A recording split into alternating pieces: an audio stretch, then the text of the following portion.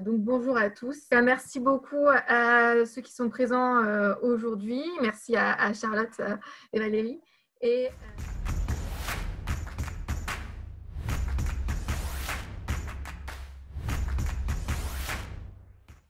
voilà, donc je pense que juste avant peut-être de commencer notre présentation, je vais peut-être vous laisser vous présenter un petit peu. Charlotte, si tu veux commencer. Oui, bien sûr. Donc, bonjour à tous. Je m'appelle Charlotte Bottella. Je suis éditrice scolaire au pôle Lettres de Belin Éducation. J'ai donc édité cette année toute la collection de cahiers français lycée avec ma collègue Laure-Hélène Brière également. Et j'ai également édité l'année dernière le manuel Escale seconde de la collection de français dirigé par Valérie Cabessa. Super, merci beaucoup Charlotte en tout cas d'être avec nous aussi cet après-midi. Valérie, si tu veux te présenter. Bien sûr, bonjour à vous toutes et tous. Donc moi je suis Valérie Cabessa, je suis enseignante de lettres actuellement au lycée Hector Berlioz à Vincennes. Je suis aussi en charge de mission au plan de la formation académique de Créteil. Je prépare notamment une des épreuves de l'agrégation interne de lettres modernes et j'ai déjà travaillé avec Charlotte, comme elle l'a dit, sur le manuel Escale de seconde. Et puis, j'ai dirigé cette collection de cahiers avec des auteurs dont on vous parlera un peu plus tard, formidable aussi. Voilà. Merci en tout cas d'être avec nous cet après-midi. On va pouvoir commencer cette présentation, et notamment donc, de toute la collection, donc, à rappeler donc, de ces cahiers de français en seconde et première voie générale et voie technologique. Est-ce que justement, vous pouvez nous présenter un peu de manière générale cette collection? Oui, alors l'idée, c'était vraiment de proposer une aide à mes collègues profs de lettres et donc de présenter une collection de cahiers pour les secondes, la première générale et aussi, j'insiste là-dessus, pour la voie, la série technologique, un cahier spécifique, puisqu'il me semble que ça manquait et j'ai souvent entendu des collègues le regretter. Voilà, donc c'est vraiment une collection et chaque niveau est illustré donc par un cahier. Exactement, et c'est aussi une collection qui a été écrite par des autrices et un auteur qui sont des professeurs de terrain. Et c'était important pour nous pour que cela puisse être en adéquation avec la politique éditoriale que l'on voulait pour ces cahiers, qui soient des cahiers complets, mais également très concrets.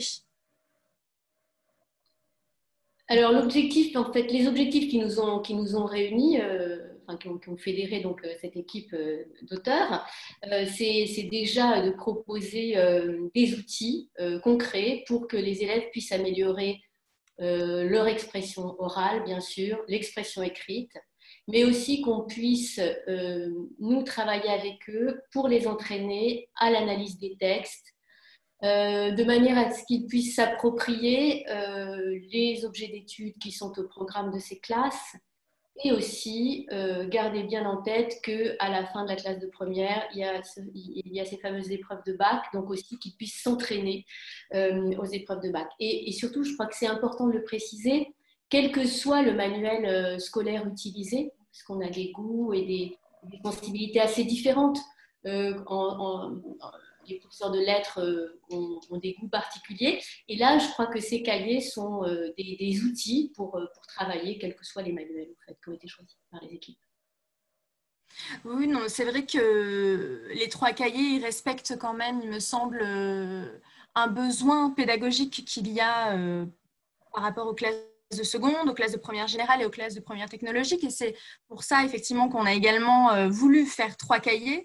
D'un point de vue éditorial, on a vraiment essayé d'être, de veiller à ce qu'il n'y ait pas vraiment d'implicite, mais vraiment de donner tous les outils aux élèves pour qu'ils réussissent leur année et pour qu'ils puissent également appréhender les fiches que l'on propose dans le cahier avec tous les outils possibles et qu'ils partent armés pour cette année-là. Donc, ça a été très important également pour Valérie, mais également pour les éditeurs, pour que l'on soit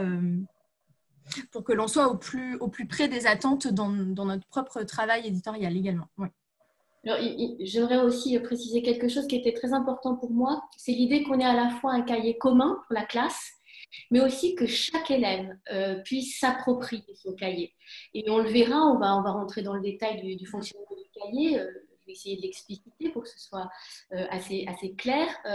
L'idée, c'est vraiment que l'élève puisse s'approprier son cahier, puisse l'annexer au bon sens du terme, répondre directement, rayer des réponses, ajouter des choses, illustrer son cahier pour qu'à la fin de l'année, ce soit à la fois le cahier qui a été conduit, le travail qui a été conduit avec une classe ou un groupe classe, on en reparlera, et aussi un cahier spécifique à l'élève où il va pouvoir renseigner par exemple ses lectures personnelles, où il va pouvoir construire son glossaire. Voilà, donc ça c'était vraiment une idée qui me tenait à cœur. Merci beaucoup en tout cas pour cette présentation générale. Donc justement, comme on le disait, on va pouvoir peut-être rentrer un petit peu plus à l'intérieur et regarder un petit peu la structure de ces cahiers. Donc comment avez-vous pensé à les organiser, ces cahiers? Bon, l'idée, c'était vraiment de les construire en trois parties. On le voit là sur le sommaire, il y a une première partie qui est consacrée à l'étude de la langue, puisque c'est un point très important des nouveaux programmes.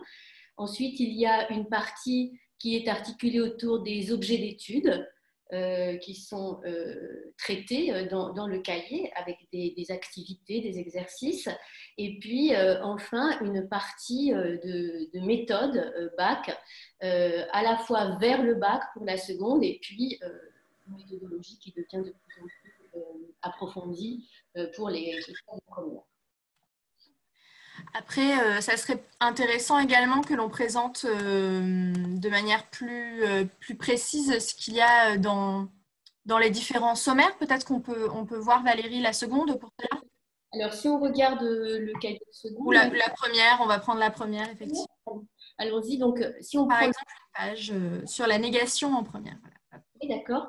Alors, par exemple, dans la partie étude de la langue, ce qui est très important, c'est que effectivement, la nouveauté de ces programmes, c'est l'importance qui est signalée, qui nous est demandée d'accorder à l'étude de la langue. C'est ce qui signifie évidemment à l'étude de son fonctionnement, mais aussi à l'étude de la langue au service de l'interprétation, au service des textes, et puis également on doit garder en tête le fait que l'étude de la langue va être un point d'interrogation au bac, un point d'interrogation, pardonnez-moi, c'est un peu ambigu, mais ça va donner lieu à une question de bac. Donc, il fallait qu'on puisse faire travailler les élèves dans toutes ces dimensions. Donc là, on voit bien qu'on a choisi des fiches assez claires. L'idée, c'était qu'on ait un mémo par fiche, on le voit là, un mémo qui soit le plus synthétique possible, parfois même, voilà, comme on l'a ici, une carte mentale. Et puis ensuite, on va avoir un fonctionnement de la fiche qui va être vraiment… qui va aller du plus simple au plus complexe, qui est donc un pas à pas, avec d'abord un repérage, puis des exercices d'entraînement, et on va aller vers l'interprétation des textes, c'est la partie comprendre les textes, et enfin, on propose une rubrique avec des exercices pour concrètement transposer, si vous voulez, les connaissances de la langue, il faut pouvoir les transposer en compétences à la fois orale, de pratique de l'oral, et à la fois écrite. Donc, on a une rubrique à chaque fois, améliorer son expression, où on fait travailler les élèves à l'oral, à l'écrit. Parce que ce qui est important aussi, ce qui est important pour moi et dans la manière dont, évidemment, nous faisons cours, c'est qu'il faut à la fois qu'on puisse utiliser le cahier, si vous voulez, en classe, et aussi que l'élève puisse travailler à la maison avec son cahier. Donc là, on va avoir des activités que l'élève peut conduire à la maison, seul, en autonomie, mais également des activités que nous pouvons proposer dans nos classes, que ce soit en classe entière ou en petits groupes. Parfois, on a même des exercices qui sont proposés pour travailler en binôme. Et enfin, si on revient à la fiche de langue, on a la dernière petite rubrique, vous voyez, si on peut l'agrandir un petit peu, vers l'épreuve orale du bac, où là, on a clairement une occurrence littéraire qui est donc présentée et on demande à l'élève de s'entraîner à la question de type bac, hein, analyser la négation dans cette phrase. Donc chaque point du programme de grammaire sera évidemment l'objet d'une fiche et de ces exercices. Donc je sais que Valérie, vous vouliez également présenter les outils d'analyse et premièrement les fiches histoire littéraire que l'on retrouve en seconde, qui sont une des originalités de par leur iconographie également dans ce cahier. Oui, tout à fait. Alors, l'idée aussi, c'était rompre peut-être avec des cahiers trop volumineux, trop bavards, aller à l'essentiel. On donne à l'élève, là encore, un mémo sur lequel il peut s'appuyer pour répondre aux exercices. Et puis ensuite, on va aller de la découverte vers l'analyse, vers l'interprétation. On a toujours, enfin moi j'ai toujours eu ce souci, et les auteurs qui ont travaillé sur ces cahiers aussi, de partir vraiment des ressentis des élèves et puis de construire évidemment les interprétations. Alors là, par exemple, on a une double page qui est consacrée au nouveau roman. L'idée, c'est que ces pages, elles sont toujours illustrées avec des beaux supports. Bon, là, on a une très belle œuvre d'Yves Klein. Et puis, cette œuvre, elle va aussi donner lieu à un travail d'écriture, qui n'est plus le travail d'écriture d'invention qu'on connaissait des anciens programmes, mais véritablement des exercices d'activité, d'appropriation.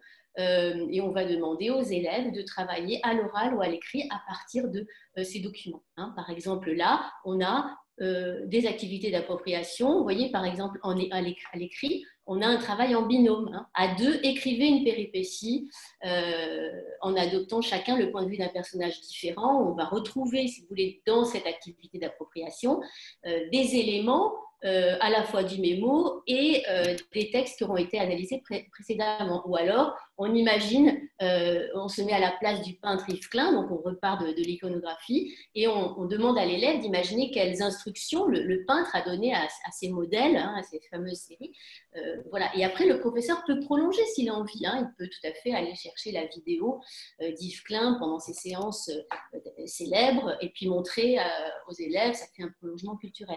Mais voilà, il y a toujours l'idée que l'élève soit actif et en situation soit de prise de parole orale avec ses camarades, soit en position scripteur pour être plus compétent du point de vue de son écriture et de sa compréhension des supports. On a également la presse qui est arrivée de manière plus... Je vais y arriver, voilà, de manière plus présente dans les programmes, et c'est quelque chose qui nous tenait à cœur de proposer aux élèves. Tout à fait. Hein, on a donc cette entrée de ce nouvel objet d'étude, hein, la littérature et la presse. Et donc, on a cette double page, par exemple, étudier la une d'un journal, où l'élève, là, on voit bien, si on zoome encore, que, pardonnez-moi, l'élève va pouvoir inscrire ses réponses dans son cahier. Je reviens à ce que je disais précédemment, et vraiment répondre à l'intérieur du cahier, construire dans ce cahier ses compétences. Alors, bon, moi j'aime beaucoup cette page, par exemple, je la trouve vraiment, vraiment intéressante. Pour l'élève, je pense qu'il y a une dimension ludique aussi. Et c'est très important pour des cahiers parce qu'il faut donner à l'élève l'envie de travailler. Il faut que ce soit beau, il faut que ce soit agréable, il faut qu'on ait envie d'utiliser son cahier. Je crois que ces pages-là répondent bien à ce souhait. Oui, exactement. Et puis, notre dernière partie, et pas des moindres, c'est la partie méthode BAC. Donc, pour ça, c'est vrai qu'on a voulu vous présenter une partie du cahier de première générale, et qui est une partie consacrée, celle que je vais vous montrer, à l'explication linéaire. Oui, voilà. Première fiche d'explication linéaire du cahier première générale. Voilà. Donc, on a ce cahier avec des fiches qui vont vraiment être progressives et où on va accompagner les élèves tout au long de la démarche pour les conduire progressivement, comme je le disais, à réaliser finalement à la fin de ces pages l'exercice dans son intégralité.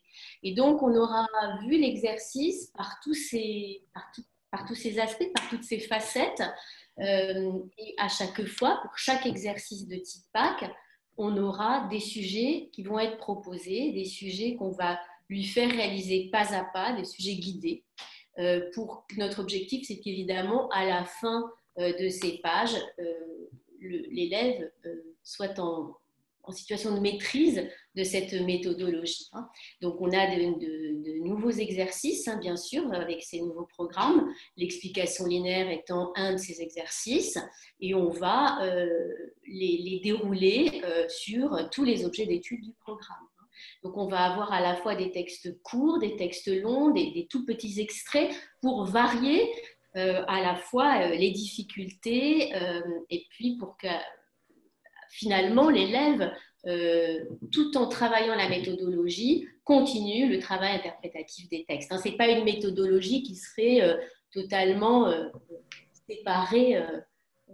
C'est pas faire de la méthodologie pour faire de la méthodologie, c'est parfois l'écueil de certains supports. Là, c'est vraiment l'idée de construire une méthodologie, mais qui s'appuie sur le sens, parce que ces programmes, ils insistent quand même beaucoup sur ce point, c'est-à-dire qu'on nous demande vraiment de former des lecteurs, des interprètes. Donc, on part toujours des impressions, là encore, de l'élève. Il n'est pas question de faire l'impasse là-dessus, et puis on l'aide à construire avec des outils ces exercices. Alors voilà, là c'est par exemple le cahier de première générale.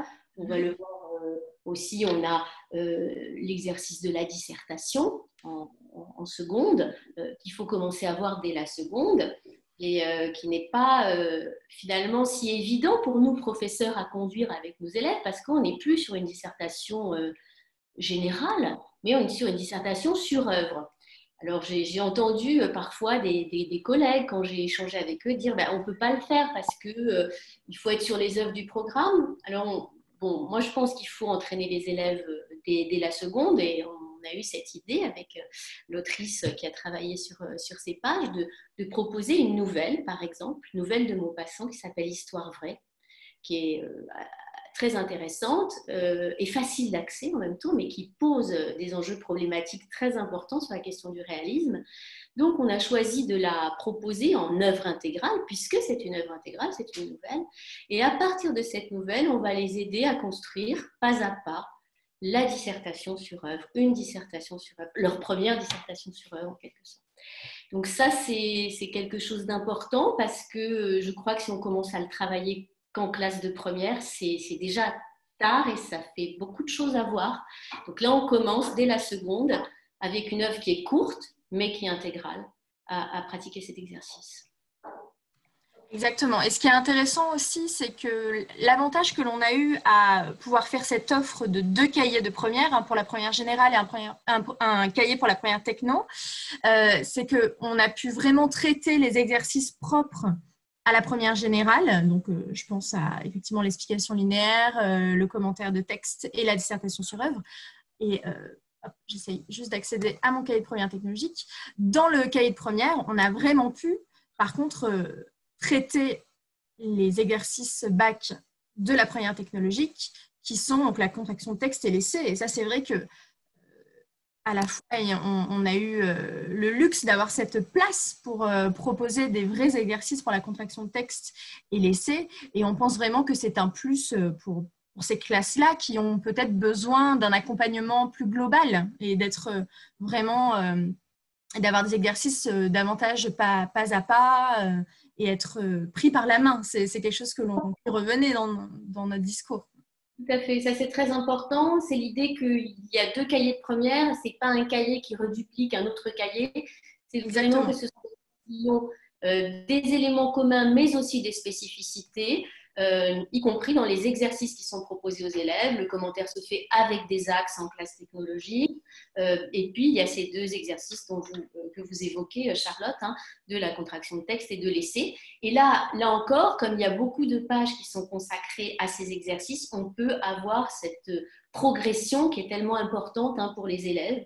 Et l'idée de commencer à travailler la contraction de texte sur des textes qui sont courts, et petit à petit, on augmente à la fois les difficultés interprétatives et le volume à contracter pour arriver à les conduire à l'exercice dans son intégralité. Là, on a vraiment le texte pleine page et puis le guide pas à pas pour faire prendre conscience aussi des points de vigilance aux élèves. Hein. Qu'est-ce qu'il faut, à quoi faut-il faire attention, qu'est-ce qu'il faut aller repérer pour construire ça et réussir sa contraction de texte. Voilà. Et dans le cahier de seconde, on retrouve tous les exercices, c'est-à-dire que l'on retrouve à la fois, bien entendu, l'explication linéaire, le commentaire, la dissertation sur œuvre, donc avec la Noël de Maupassant, mais également des fiches méthodes. Et on retrouve également l'essai et la contraction de texte. Donc le cahier de seconde est un cahier très complet dans cet exercice-là. Ouais. Tout à fait. Et là encore, à l'intérieur de ces exercices, les textes sont très variés. C'est important de le souligner, d'abord pour répondre au programme, pour répondre aussi aux sensibilités qui peuvent être assez différentes d'un enseignant à l'autre. Et puis, avec cette volonté aussi de faire vraiment une belle place à la littérature, au texte littéraire, y compris dans les exercices, que ce soit dans la grammaire ou dans les exercices de méthodologie. Et on va avoir dans ces cahiers, dans le respect évidemment des bornes du programme, à la fois des textes très patrimoniaux, si j'ose dire, Hugo, Zola, mais également de la littérature contemporaine, des écrivaines. On va avoir Marie Ndiaye, on va avoir Joëlle Pomera, Laurent Mauvigné. Voilà, donc il y a à la fois des textes très célèbres, des textes beaucoup plus contemporains, avec des difficultés d'interprétation différentes. Et ce choix de la différenciation pédagogique, il est vraiment important. Il faut que tout le monde puisse trouver à progresser avec les cahiers, hein, tous les élèves. Et nous avons également des pages assez fortes et originales, il me semble, qui sont des pages consacrées au carnet du lecteur et des pages qu'on peut appeler bilan, que nous on a appelé repères essentiels, qui sont présentes une fois par objet d'étude dans les cahiers. Donc Valérie, peut-être que je prends le support Oui. seconde, mais c'est également des pages que l'on retrouve dans les cahiers de première générale et première technologique. Tout à fait. Hein. J'ai dit tout à l'heure que c'était quelque chose qui m'importait beaucoup, que l'élève puisse s'approprier son cahier de travail, son cahier d'exercice. De même que l'appropriation, c'est vrai que c'est une notion qui revient beaucoup dans ces nouveaux programmes. Alors là, par exemple, on va avoir une double page où l'élève va renseigner sa lecture personnelle, sa lecture cursive, avec des questions qui vont permettre à chaque élève de le faire. Mais ensuite, c'est l'élève qui va préciser, évidemment, par exemple, son passage préféré, le justifier, ce qu'il retient dans sa lecture, et en même temps des activités guidées sur les points de vigilance, hein, quels sont les grands thèmes, quels sont les personnages, comment est-ce que la narration est conduite. Hein. Donc, on a tous ces outils qui sont présents dans la page, et en même temps, c'est vraiment une page carnet de lecture pour l'élève et pour garder trace de sa lecture. On a également dans cet esprit, hein, je pense que c'est important de les montrer parce que c'est un peu ce qui fait aussi la spécificité de ces cahiers, et je crois que les auteurs, vous sans doute, et moi, nous en sommes assez fiers de ces pages-là.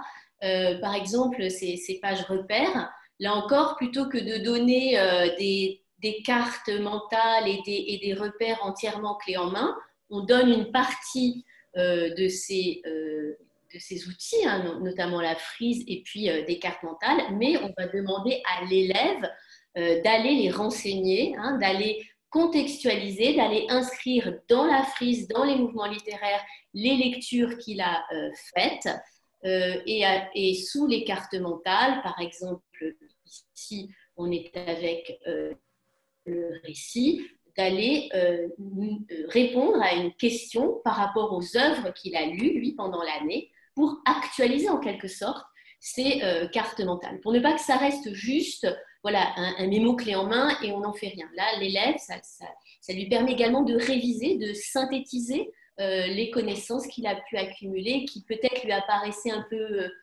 éclatées, de les réunir là sur ces... Ce qui est important de préciser aussi, c'est qu'on a pensé ces pages, donc repères essentiels et carnets de lecture, pour que l'élève puisse se les approprier, quelle que soit l'œuvre lue en classe. C'est vrai que il y avait quand même cette difficulté il y a toujours cette difficulté de ne pas savoir ce que les professeurs vont choisir comme œuvre.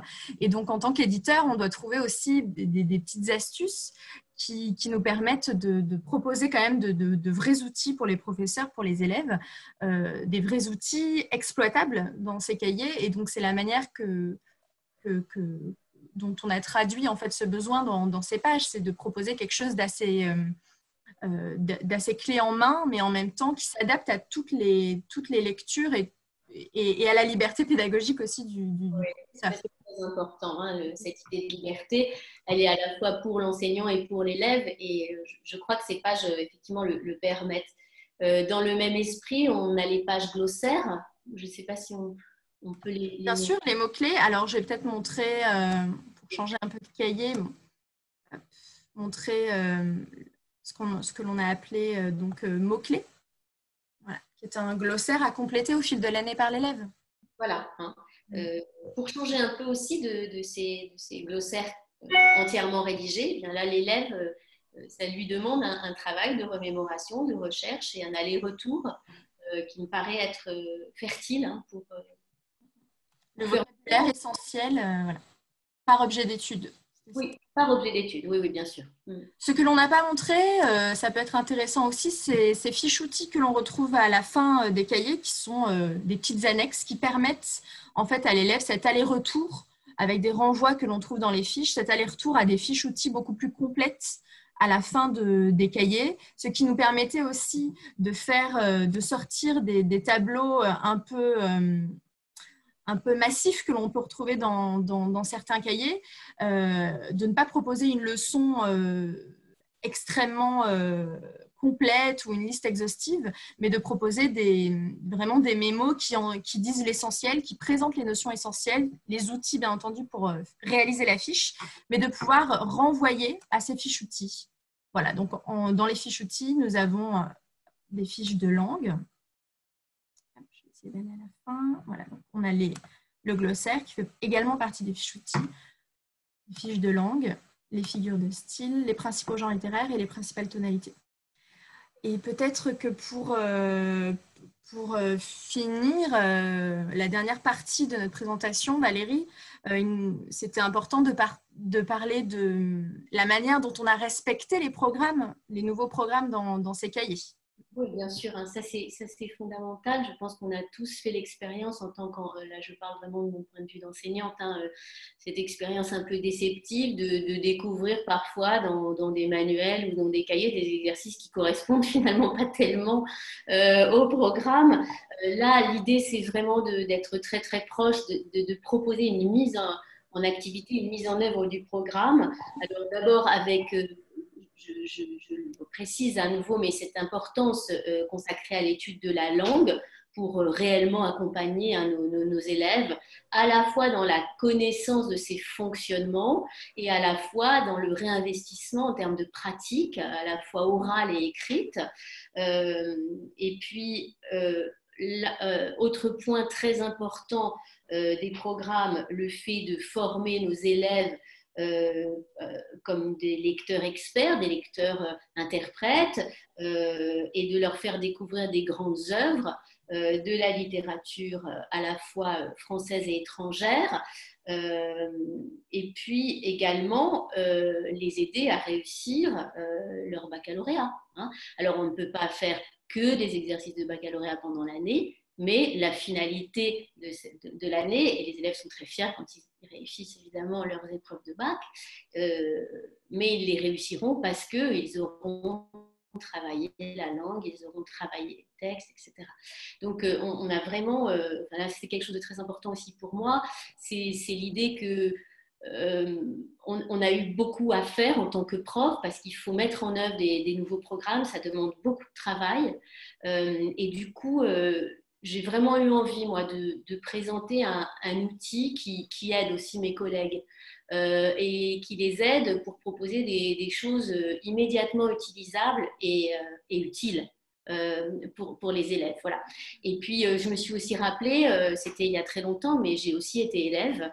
Et j'ai eu envie de proposer un cahier, donc peut-être j'aurais eu envie si j'avais été élève. Enfin, il n'y avait pas ces cahiers-là quand j'étais élève, mais voilà, ça m'a vraiment guidée dans mes choix. Voilà. Oui, non, c'est vrai que même en tant qu'éditeur, on pense toujours à nous quand on était élève et à ce qui nous aurait aidé, ce que l'on aurait aimé avoir, ça nous aide beaucoup aussi. Pour revenir au programme, donc on sait qu'une des grandes spécificités de ce nouveau programme, c'est d'avoir des œuvres imposées en première pour l'oral du bac, œuvres imposées qui changent en fait d'un quart chaque année. Donc là, la chance qu'on a eu, en tout cas l'idée surtout que l'on a eue, c'était de pouvoir mettre les nouvelles œuvres au programme du théâtre dans ces cahiers. Donc on vous propose par exemple un sujet guidé autour de l'œuvre Le Malade imaginaire de Molière.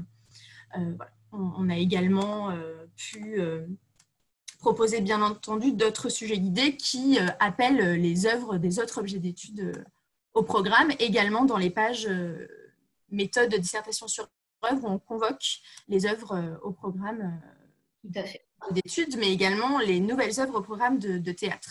Ce dont on n'a pas parlé, ce qui est important, c'est dans votre version spécimenée, vous allez également recevoir, donc là c'est une version PDF que je vais vous montrer, un petit livret qui vous donne en fait tous les corrigés de tous les sujets guidés que vous trouvez dans votre cahier, que ce soit le cahier seconde, première générale ou première technologique.